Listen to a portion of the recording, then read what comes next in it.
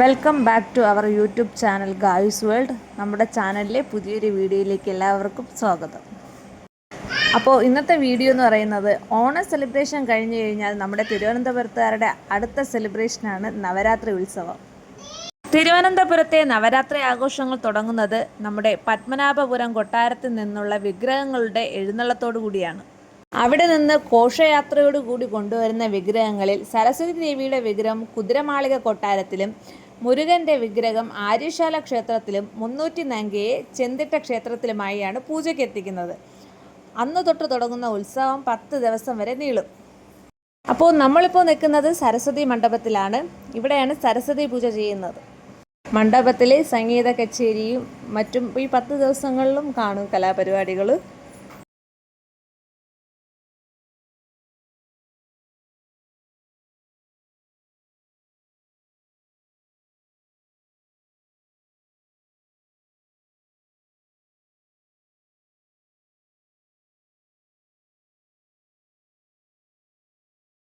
സ്റ്റാളിനകത്തോട്ട് കഴിവതും കുഞ്ഞു മക്കളെയൊന്നും കൊണ്ട് കയറാതിരിക്കുന്നതാണ് നല്ലത്. ഭയങ്കര ചൂട്, തിരക്ക് ഭയങ്കര തിരക്കാണ്. തിരക്കിൻ്റെ ഇടയിൽ ഈ കുഞ്ഞു മക്കളെയൊന്നും കൊണ്ട് അതിനകത്ത് നിൽക്കാൻ പറ്റത്തില്ല, ഭയങ്കര ചൂടാണ്.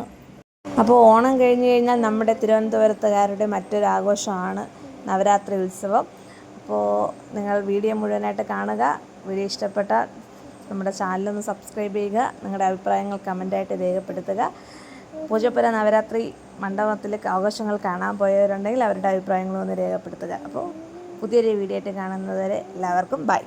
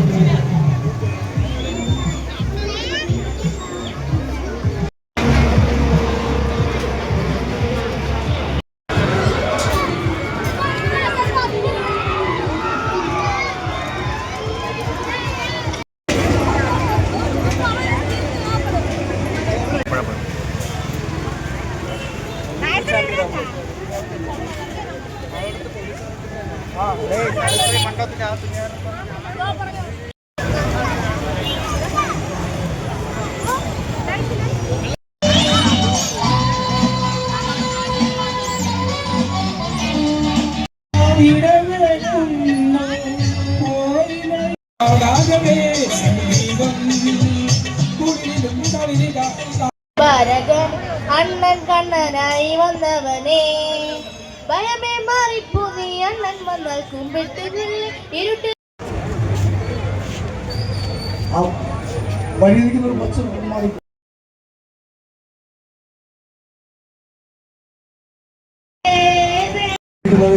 ആണ് നമ്മുടെ ജനകീയ സമൂഹത്തിന്റെ വിസിൽ